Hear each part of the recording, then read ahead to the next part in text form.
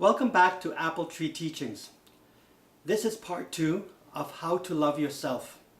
If you have not looked at my other video titled Unloving Gifts You Receive on Conception, please look at that video first. It will help you a lot more when you look at that video coming into this video here. And also please subscribe below. You'll get the next video automatically. Thank you very much and welcome to my channel. I'm going to talk to you today about the importance of reading and how important it is for you to really get the concept. Parents don't really have a good way of explaining it. I'm saying parents in general. Not all parents, but mostly all parents will just tell their children to read, but they are not actually explaining what happens when you read.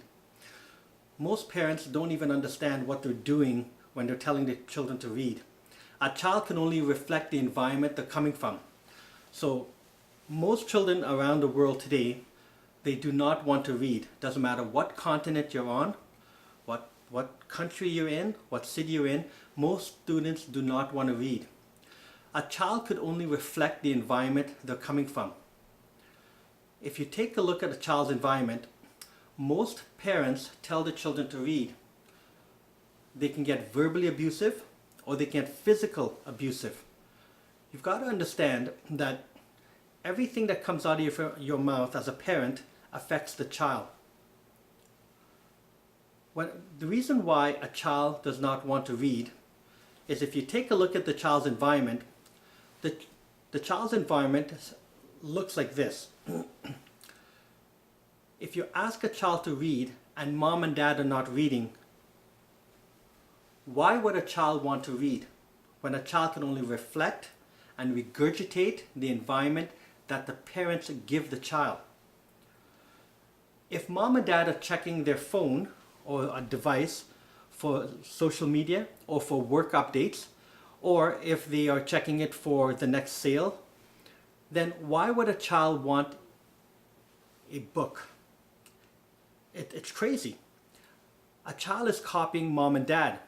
A child wants a device because that's the environment mom and dad are giving the child. But what's the real message that parents are saying to a child? Parents are actually saying, do as I say, but not as I do. How horrible is that? The word is hypocrite. Why are parents being hypocrites? They shout at the children to read, but the child does not want to read. You have to understand that if you are a parent, if you are not reading, mom or dad are not reading, well then you're setting the environment for the child. And if you get mad at a child, that's really horrible because you are creating the environment for your child. Now, if you take a look at mom and dad, why are they a hypocrite? Well, let's take a look at mom and dad's parents, which is the grandparents. I bet you that your mom and dad would have been verbally abused or physically abused, slapped or beaten when they were a child, when their parents told them to read. But I also bet you that your parents never saw their parents, which is your grandparents, read either. Why would they want to read? Why would your parents want to read if the grandparents, which is their parents, they never had the proper environment? So your parents could only reflect the environment. If your parents grew up not knowing what the cycle was, then they have children, which is you as a child, then your parents can only give you what they have. They cannot give you what they don't have. Okay? Now, picture this. If you take a look at a tile in your washroom or your kitchen, wherever you have tiles, you could probably see patterns on the tile. You could probably see an elephant, a tree, a pencil. I think you get the picture.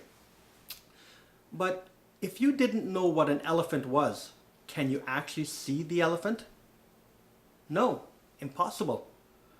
If it's not in your brain, your mind, if it's not in your thinking, well, how could you see the elephant?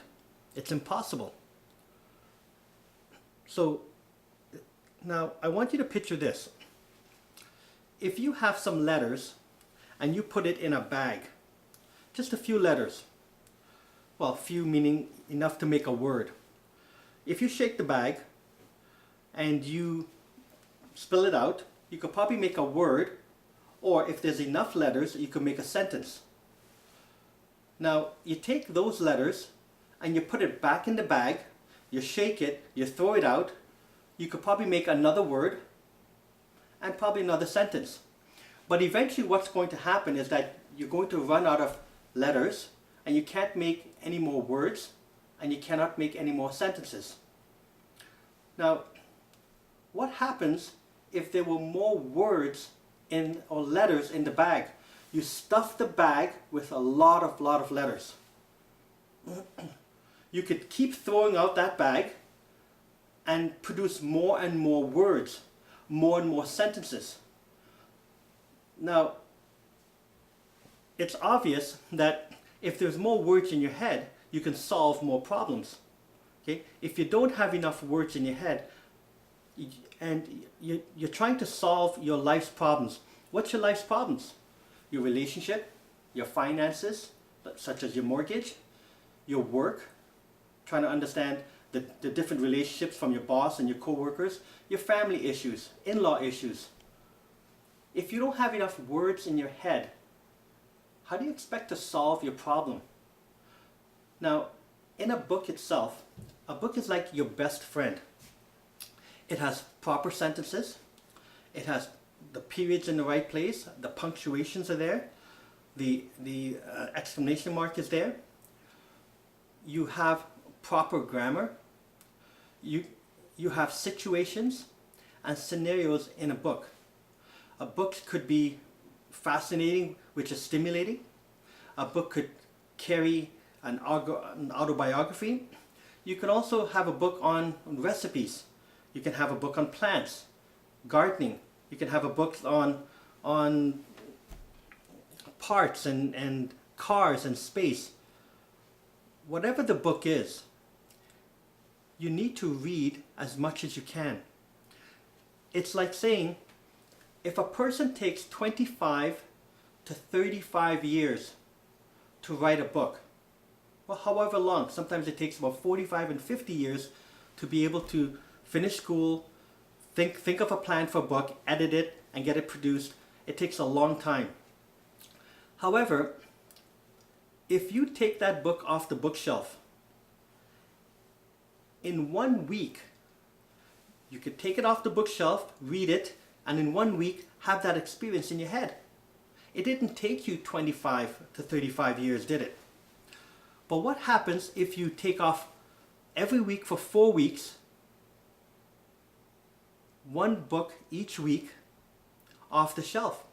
You would have 4 experiences, a total of say 25, 25, 25, a total of 100 years experience in 1 month, where each one of these people took a long time to actually write the book to be able to leave it on the shelf for you. There's so many books that authors have died a long time ago but left their legacy behind. They left their experience and all their findings. Everything that they learned in their lifetime, whether it's a joke book, a recipe, an autobiography, whatever they've learned, there are so many words and language keeps getting updated all the time. The more you read, the more scenarios, situation, and words are lodged in your head. The more words you have, you'll be amazed at when people are speaking to you, how quickly you're able to solve problems. But if you don't have enough words in your head, how can you possibly solve a problem? Now, to clue in on what I'm saying, picture a child, say 1 year old. How many words do you think that child has? Compared to a child that's 5 years old, which one would be able to solve the problems better or faster?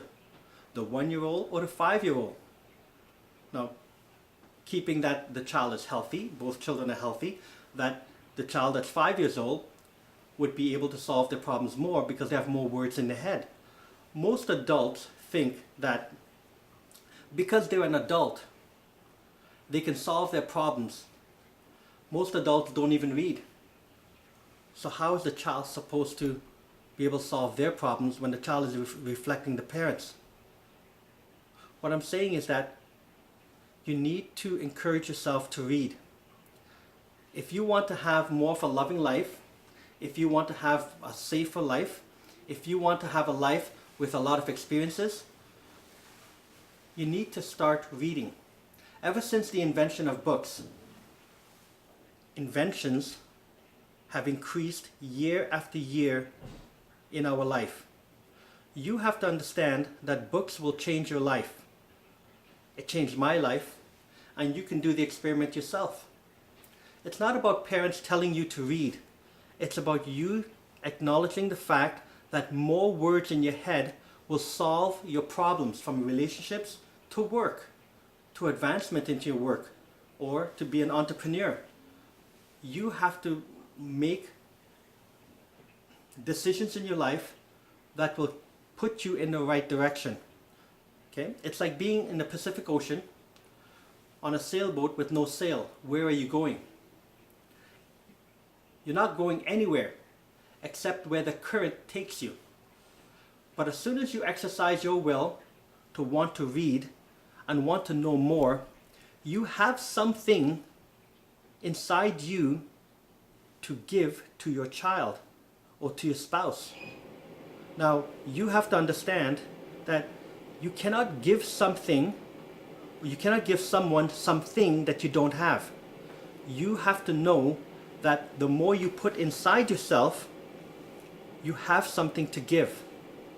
If your child comes up to you and say, "Dad, my pants is too long, can you hem it?" Well, you should be able to do that. If you're 10, 15, 20, 25 years old and you don't know how to hem, you have not put that love inside you. So how could you give that to someone else? Would you tell them, "Go see your mother"? No? How loving is that? If you don't know how to cook, or cook Brazilian rice or Portuguese fried fish, you don't have that to give your child or your spouse. So that love is not coming to anyone in your surroundings. You can only give what you have. You cannot give what you don't have. If you have a lot of anger inside you, you can only give that anger. If you have a lot of lack of worth inside you, you can only give what you have, which is lack of worth. If you have a lot of impatience inside of you, well, you can only give impatience to other people. If you're lazy, you don't have anything else but to be lazy. So people could see your faults. So the more you read, the more you can enhance yourself. If you can't go to Rome, then read about Rome. If you don't know how to make stew fish, well, read about making stew fish. Don't sit there in front of the cooking channel, flipping through all the channels and saying, "That looks good," but never make it. Why don't you try that dish? Instead of making the same foods that you grew up with in your household from your parents, instead of making the same foods all the time, when you do download a recipe and start reading the recipe, well, why don't you cook what you see that you like? Now you have something to give your children and give your partner. If you didn't copy that, then you don't have that to give. In life we copy many things. Why don't we copy the good things? If you don't have a skill, get a skill. Because if your child or spouse wants that love from you, you can't give something you don't have. And that's one of the reasons why in the first video that I told you that you're not born with love. You have to be able to love yourself. If you don't love yourself, you don't have love to give someone else. Make sense? Okay, I'm going to continue this another time. Think about what I just said. Thank you for watching Apple Tree Teachings. Have a good day.